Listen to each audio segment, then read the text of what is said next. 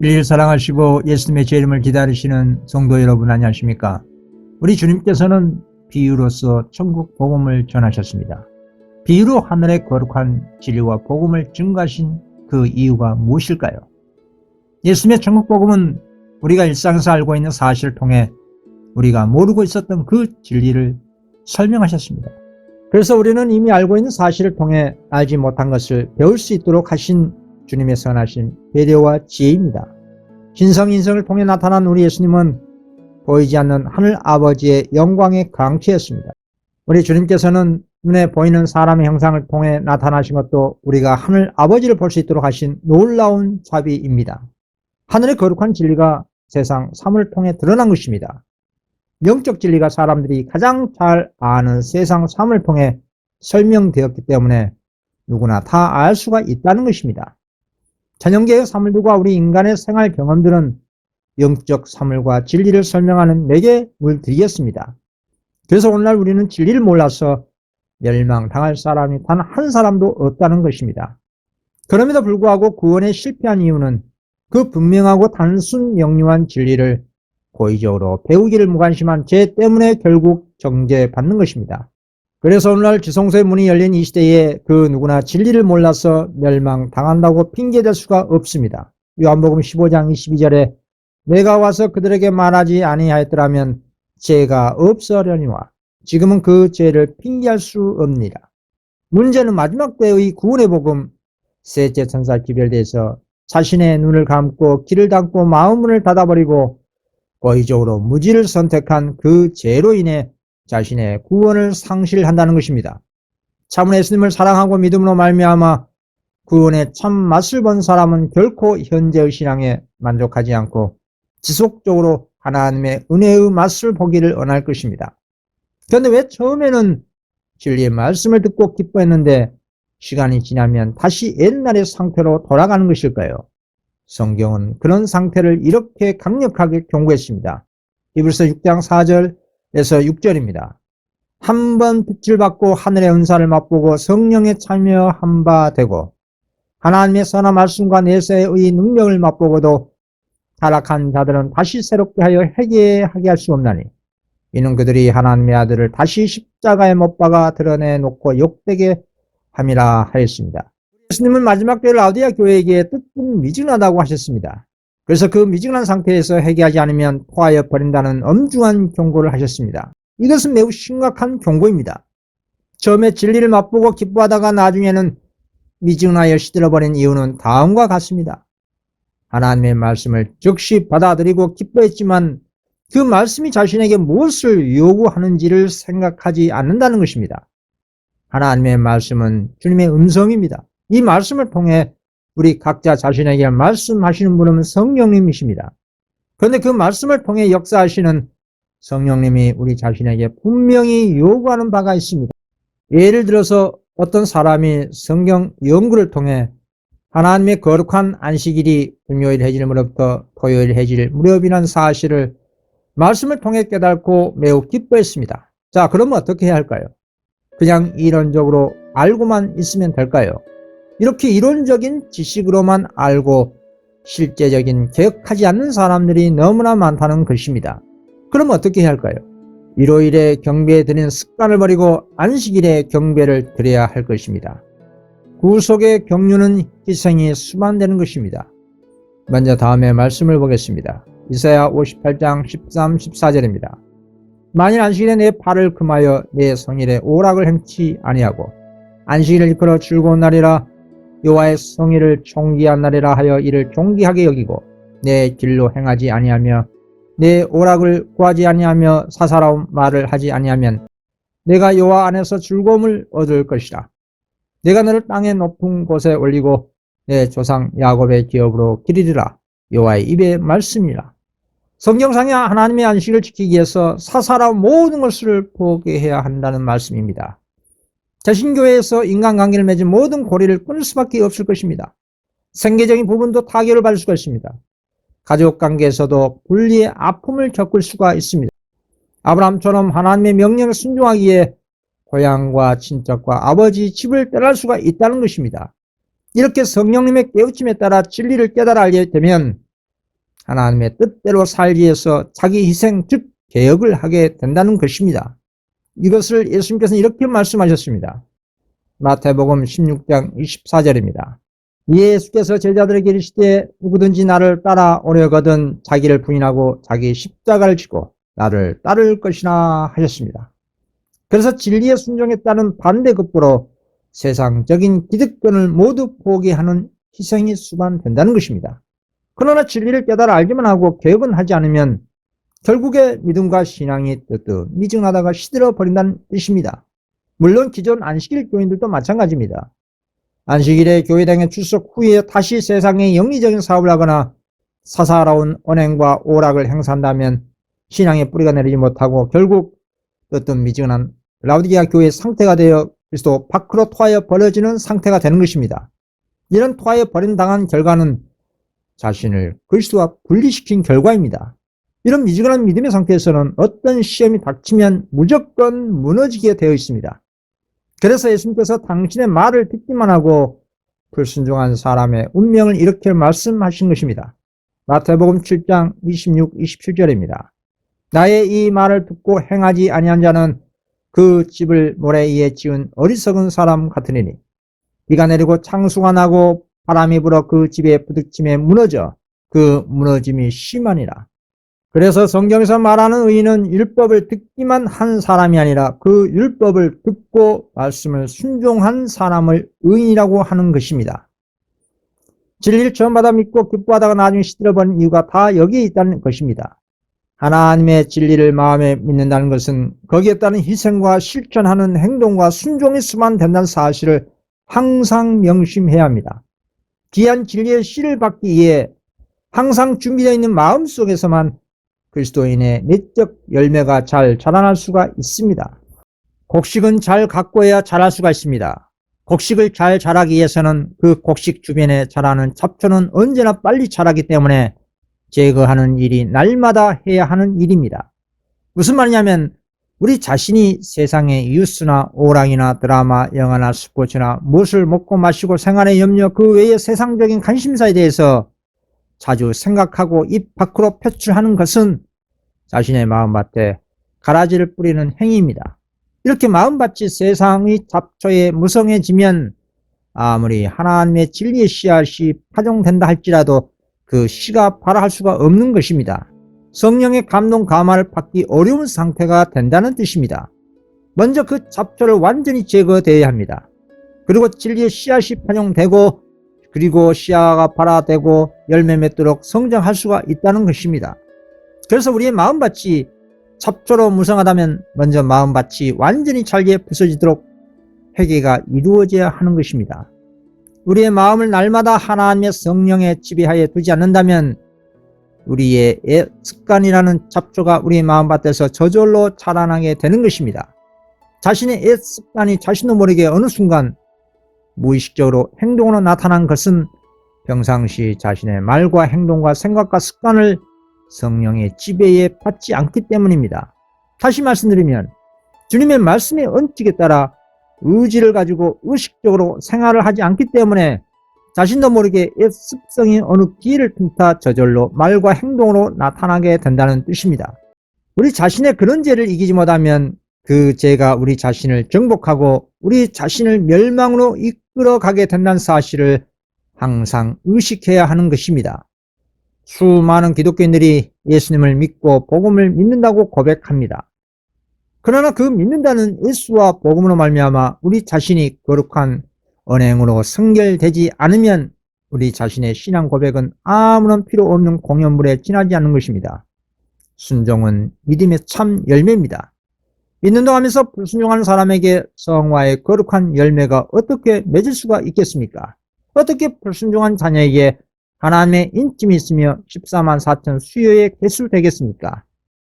갈라디아 5장 22, 23절에 오직 성령의 열매는 사랑과 희락과 화평과 오래 참음과 자비와 양성과 충성과 온유와 절제니 이 같은 것을 금지할 법이 없니라 하였습니다. 이 같은 영혼에게 맺는 하늘의 열매는 성령의 지배 아래 우리 자신의 부단한 노력과 희생이 필요한 것입니다. 하늘은 스스로 돕는 자를 도우는 것입니다. 성경은 행함이 없는 믿음은 그 자체가 죽은 믿음이라고 정의했습니다. 이 같은 죽은 믿음은 마귀도 믿는다고 했습니다. 그래서 오늘날 말세의 뜨뜻 미지근한 라오디게아 교회들은 귀신의 믿음으로 신앙을 하는 것입니다. 마지막 때 교회가 다 이런 귀신의 초소가 된 것입니다. 예수님을 믿노라는 교인과 교회가 어떻게 귀신의 초소가 된 것일까요? 예수님께서 비유로 말씀하신 것을 보겠습니다. 마태복음 12장 43에서 45절입니다. 더러운 귀신이 사람에게서 나갔을 때에 물 없는 곳으로 다니며 지기를 구하되 쉴 곳을 얻지 못하고 이에 이르되 내가 나온 내 집으로 돌아가리라 하고 와 보니 그 집이 비고 청소되고 수리되었거늘 이에 가서 저보다 더 악한 귀신 7을 데리고 들어가서 거하니 그 사람의 나중 형편이 전보다 더욱 심하게 되니라. 이 악한 세대가 또한 이렇게 되리라. 어떤 사람에게 더러운 귀신이 있었는데 하나님의 은혜로 그 귀신이 나갔습니다. 귀신이 나갔으니 깨끗하게 수리된 것입니다. 그런데 나갔던 귀신이 7귀신을 데리고 다시 들어온 것입니다. 어떻게 이런 일이 일어날 수가 있을까요? 깨끗한 집에 귀신이 한 명도 아니고 7귀신이 들어오게 된 것입니다. 귀신은 본래 더러운 곳에 살기를 좋아합니다. 그런데 어떻게 깨끗하게 수리된 그 집에, 즉 그 영혼의 마음에 다시 들어올 수가 있을까요? 예수님께서 말씀하신 이 비유는 결론적으로 말씀드리면 지속적인 성화의 생애를 강조하기 위한 말씀입니다. 어떤 영혼이 예수 믿고 새롭게 거듭나서 깨끗했을지라도 그 회개와 거듭남이 매일 지속되지 않는다면 얼마든지 귀신이 다시 들어와서 주인 노릇할 수가 있는 것입니다. 우리가 깨끗해진 것으로만 만족할 것이 아니라 날마다 지속적으로 의지를 가지고 예수 믿음과 성령의 능력의 도우심을 받으면서 선악간의 투쟁에서 적극적으로 싸우는 거룩한 성화의 생애를 살아가야 할 것을 가르쳐주고 있는 그런 말씀인 것입니다. 대다수 모든 기독교인들이 이 지점에서 실패하고 있습니다. 고대 이스라엘 백성들이 애굽으로부터 주님께 구원을 잊고 홍해바다를 집단으로 건너가 침례와 칭의를 입었지만 그 이후 광야의 성화의 생에서 실패한 역사적인 사례를 보십시오. 그리고 이스라엘 1세대 중에 유일하게 여호수아와 갈렙 두 사람만이 성화의 생에서 성공하여 가나안에 들어간 것입니다. 오늘날도 마찬가지입니다. 말세의 주님의 자녀들이 하늘 가나안에 입성하려면 그리스도의 의의 칭의와 거룩한 성화의 의가 있어야 합니다. 이 선악간의 대쟁투는 우리 자신이 호흡하고 있는 동안 지속적인 믿음의 선한 싸움이고 성화의 생입니다. 바울 사도는 우리 예수님의 본을 따라 끝까지 믿음의 선한 싸움을 싸우다가 믿음을 지켰다고 했습니다. 디모데후서 4장 6절에서 7절입니다. 전제와 같이 내가 벌써 부어지고 나의 떠날 시간이 가까웠도다. 나는 선한 싸움을 싸우고 나의 달려갈 길을 마치고 믿음을 지켰으니 비유세게 그 귀신은 자신이 나온 그 집으로 돌아와서 보니 그 집이 비고 청소되고 수리되었다고 했습니다. 그 집이 비어있다는 것은 그 집 주인이 없다는 뜻입니다. 우리 영혼의 몸과 마음의 집의 주인은 누구일까요? 나의 죄 때문에 그리고 인류의 죄 때문에 희생하신 예수님이 우리의 몸과 마음의 집 주인입니다. 그런데 그 귀신이 예수가 없는 그 빈 집을 볼 때 얼마나 좋아했겠습니까? 그래서 자기 친구 귀신 7명을 더 데리고 그 영혼의 집에 들어온 것입니다. 이 비유는 그리스도가 문 밖에 있는 오늘날 마지막 때 큰빛 셋째 천사 기별을 받은 7번째 라오디게아 교회의 상태가 처음보다 나중에 더 나쁜 상태라는 것을 알려주기도 하는 말씀입니다. 계속 3장 20절 벌쩌다 내가 문 밖에 서서 두드리노니 받은 빚이 크면 클수록 영적 수준도 비례해서 성장해야 하는 것은 너무나 당연합니다. 그러나 받은 빚이 큰데 신앙과 믿음이 성장하지 못하고 타락하면 그 타락의 깊이도 그만큼 비례해서 크다는 것입니다. 그리고 더 크게 보면 이 비유는 지구 행성이 귀신의 초소 즉 사단이 통치하고 있다는 말씀이기도 한 것입니다. 그래서 참된 증인 그리스도께서는 마지막 때 하나님의 진리 교회라고 공언하는 교회들의 영적 상태를 이렇게 말씀하신 것입니다. 제식 3장 17절입니다. 내가 말하기를 나는 부자라 부유하여 부족한 것이 없다 하나 내 공고한 것과 가련한 것과 가난한 것과 눈먼 것과 벌거벗은 것을 알지 못하는도다. 계속 18장 2절입니다. 힘찬 음성으로 외쳐 이르되 무너졌도다 무너졌도다 큰 성 바벨론이여 귀신의 저소와 각종 더러운 영이 모이는 곳과 각종 더럽고 가증한 새들이 모이는 곳이 되었도다. 이런 바벨론과 귀신의 저소 같은 상태는 천주교황권이나 개신교나 온갖 이단 사이비 단체만을 의미한 것이 아닙니다. 어쨌든 미진한 타락한 기성 안식일 교회들과 개혁교회들 포함한 모든 기독교가 하나님 보실 때 귀신의 초소가 된 상태라는 것입니다. 문제는 이런 타락한 상태를 자신들이 속한 교단의 교인들이 맹목, 맹종, 맹신적인 편견 때문에 영적인 눈으로 볼 수 없다는 것이 사태의 심각성입니다. 과거 유대교의 그릇된 선민사상이 오늘날 말세에도 라우디아 교회에서 반복되고 있는 것입니다. 사람이 어둠에 있으면 자신이 어둠 속에 있다는 것을 알지 못합니다. 왜냐하면 자신들끼리 비슷한 사람들이 모여서 신앙하기 때문에 영적으로 타락 상태를 객관적으로 인지하지 못하고 있는 것입니다. 그 어둠 속에서 나와서 볼 때에 자신이 어둠 속에 있었다는 사실을 객관적으로 그리고 하나님의 말씀의 관점으로 판단할 수가 있는 것입니다. 그래서 그런 귀신의 초소에서 나오라고 한 것이 셋째 천사 기별의 주가 된 최후의 음성입니다. 예수록 18장 4절입니다. 또 내가 들으니 하늘로부터 다른 음성이 나서 이르되 내 백성아 거기서 나와 그의 죄에 참여하지 말고 그가 받을 재앙들을 받지 말라. 우리가 오늘날 지금 믿음으로 예수님 계신 하늘새 예루살렘 성에 들어가려면 먼저 세상의 모든 타락한 곳에서 나오는 것은 너무나 당연한 개혁의 첫 발걸음입니다. 세상과 귀신의 조소에서 나오지 않은 상태에서 어떻게 하늘에 입성할 수가 있겠습니까? 그래서 먼저 귀신의 조소에서 나오는 것이 우선입니다. 그 바벨론에서 나오는 것이 우선입니다. 그러면 깨끗해진 그 집에 일곱 귀신이 들어오는 것을 방지하려면 어떻게 해야 할까요? 마태복음 7장 24, 25절입니다. 그러므로 누구든지 나의 이 말을 듣고 행하는 자는 그 집을 반석 위에 지은 지혜로운 사람 같으리니 비가 내리고 창수가 나고 바람이 불어 그 집에 부딪히되 무너지지 아니하나니 이런 주추를 반석 위에 놓은 까닭이요. 예수님을 나의 몸과 마음의 주인이라고 공언한 사람은 누구든지 주님의 말씀을 듣고 순종하는 자가 지혜로운 사람이라고 하신 것입니다. 이런 사람에게는 어떤 시험의 바람과 폭풍이 몰아쳐도 무너질 수가 없습니다. 그 이유는 집주인이 견고한 반석이신 우리 예수님이시기 때문입니다. 우리의 하나님이 우리의 산성이기 때문에 그 영혼의 집이 무너질 수가 없는 것입니다. 과거 유대교회가 AD 70년에 이교 로마에 의해 무너진 이유를 생각해 보십시오. 마태복음 23장 38절 보라 너희 집이 황폐하여 버려진 바 되리라. 예루살렘 본래 하나님의 기도의 집 아버지의 집이라고 주님께서 말씀하셨지만 유대교회는 지속적으로 하나님의 선지자들을 죽이고 결국 하나님의 아들까지 죽임으로 복음을 끝까지 거절했습니다.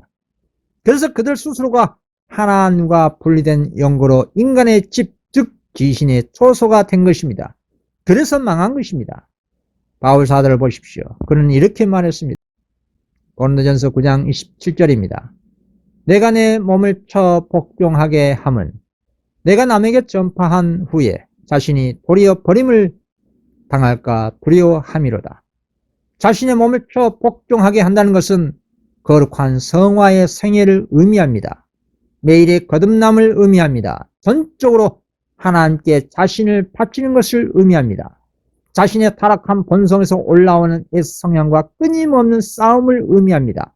이 싸움에서 지게 되면 죄의 종이 되기 때문에 영생을 두고 치열하게 투쟁하는 것입니다.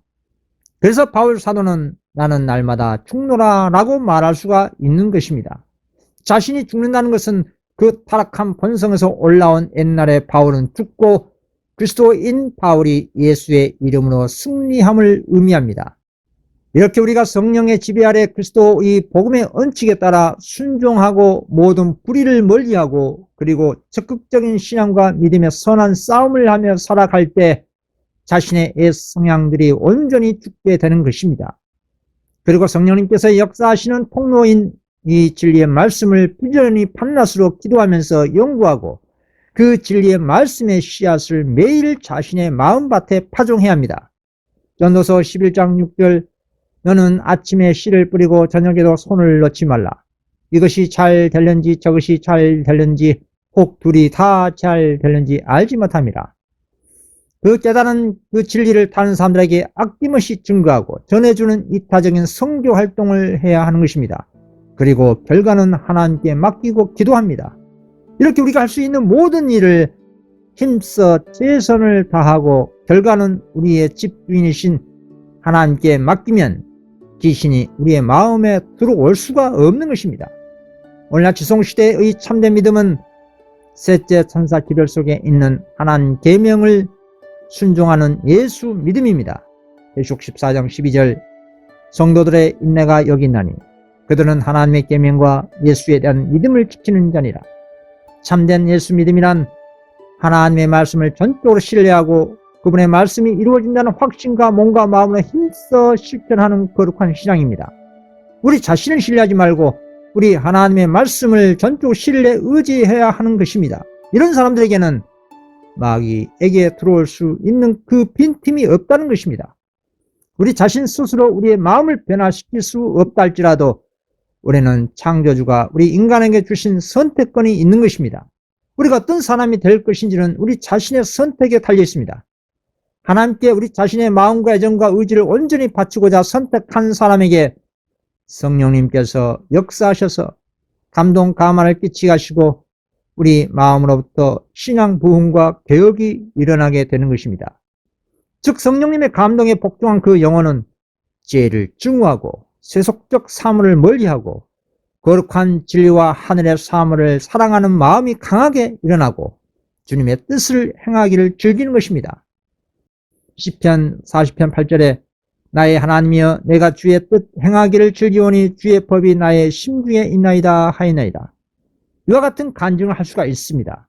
이렇게 하나님께 인정하신 그 품성이 성도의 마음에 나타날 때 예수님은 당신의 곡식을 수확하러 속히 오시는 것입니다. 이것이 하나님의 능력과 인간의 노력이 연합하여 이루는 참된 구원 사업의 공식입니다. 예수님의 재림이 지체되고 사단의 제약 세상이 지속될수록 우리 자신과 인류가 고통받고 온 우주와 하늘의 하나님께서도 고통받는 것입니다. 하나님의 구속의 역사에 적극 동참하는 주님의 나온 백성들의 믿음과 노력에 비례해서 예수님의 재림도 촉진되는 것입니다. 데살로니가전서 5장 23절 평강의 하나님이 친히 너희를 온전히 거룩하게 하시고 또 너희의 온 영과 혼과 몸이 우리 주 예수 그리스도께서 강림하실 때에 흠 없게 보존되기를 언하노라.